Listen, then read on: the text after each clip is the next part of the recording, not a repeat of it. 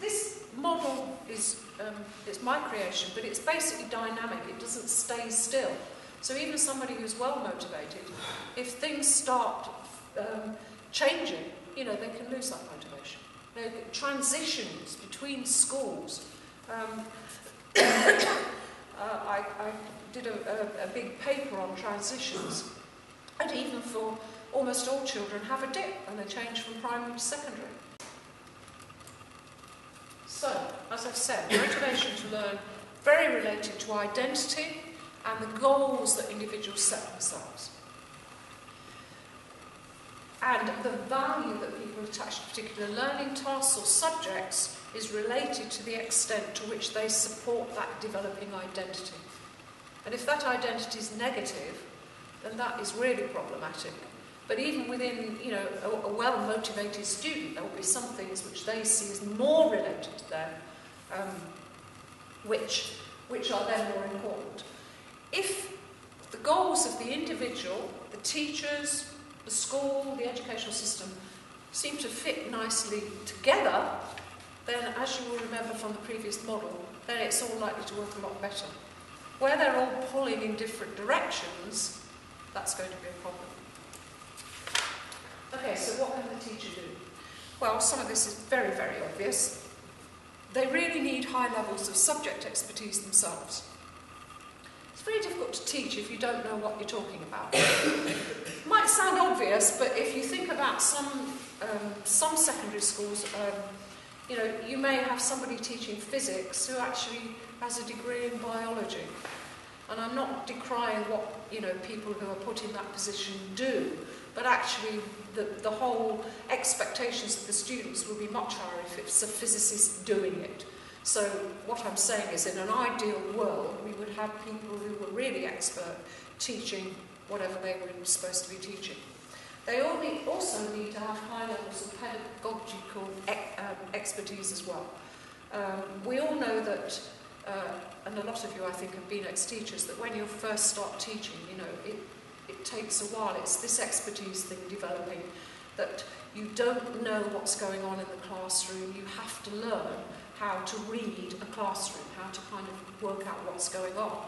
Whereas somebody who's been teaching for a lot of years will walk in and in about 2 seconds they will have worked out, you know, which students are the keen, enthusiastic ones, which are not likely to be. Whereas for the beginner teacher, they don't have those connections in the brain that make this happen just like that. They have to learn that. It takes time.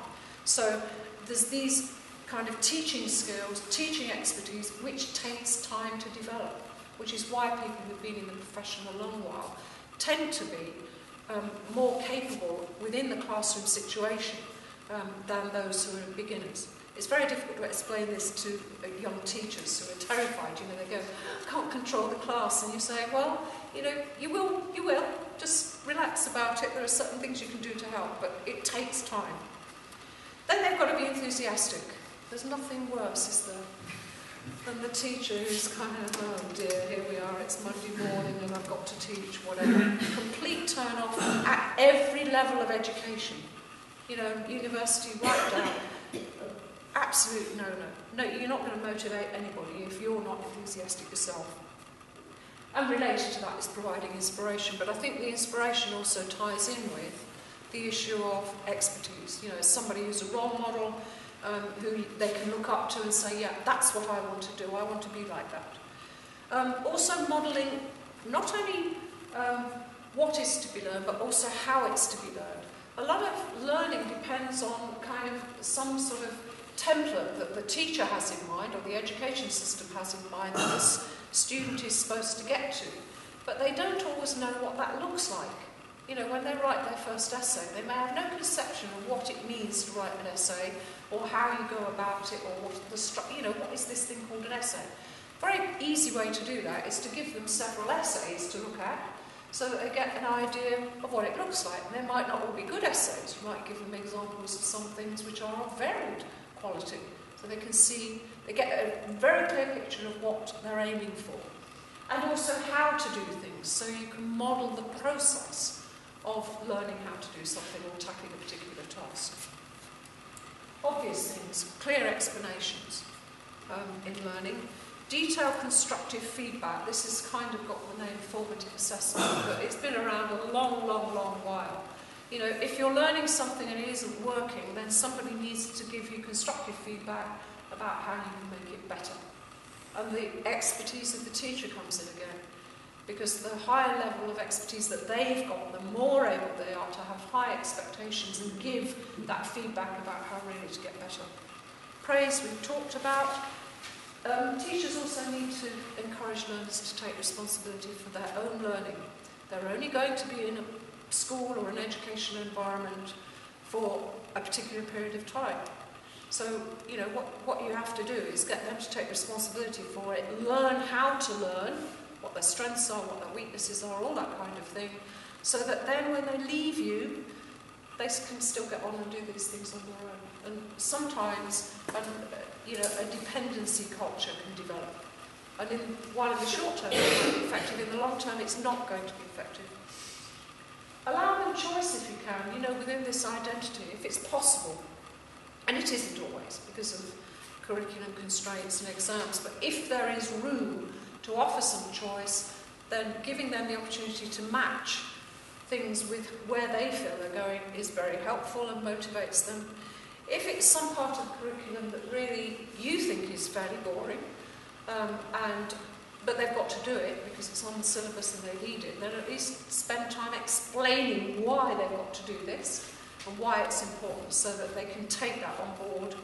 Recognise learning and understanding take time. One of the things, even at university level, that students complain about is there's not time to do this. Because to develop a really deep understanding of something does take time. And, you know, the cramming that might go on the night before an exam is fine. It might get you through the exam, but then it's gone.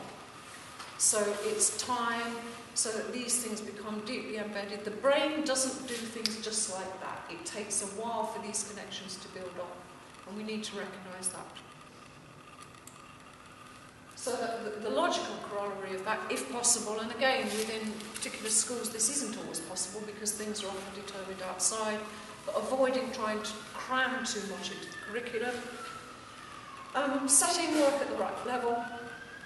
Things that are challenging, but they're not so difficult that people go, I can't do that, it's too hard, but then on the other hand, not so easy that they give up. That is a huge challenge for teachers, trying to work out, you know, how to set things. I mean, some subjects it's easier to do this where you can set a task which is open-ended, so that the kind of differentiation, if you like, can be by outcome, but it's not always possible to do that. Value every child. A lot of children drop off the end, you know, they kind of, in the classroom environment, you find children, particularly in some areas, who disappear from school. You know, we've got persistent absentees who maybe at school for 30% of the time or not at all. So it's valuing those children, even though they're walking with their feet, and trying to engage them, which then attaches very much to labelling. But for the teacher, it's also about building positive relationships with children. I think, you know, this is one of the things that beginner teachers constantly feel. They don't know how to handle a difficult child, and usually the most important thing is to talk to them and try and find out what the issues are and those kinds of things. The SEAL programme at primary level, at any rate, was very successful in getting teachers to engage with children they may not have engaged with, and find out things that were going on at home, which once the teacher realised made, you know, their behaviour made a lot of sense. You know, it explained a lot of things. And that's it. There's some references there. I shall obviously send this to you, so if you want, I can send you those. That's broadly what I've been talking about, and my email address is at the bottom.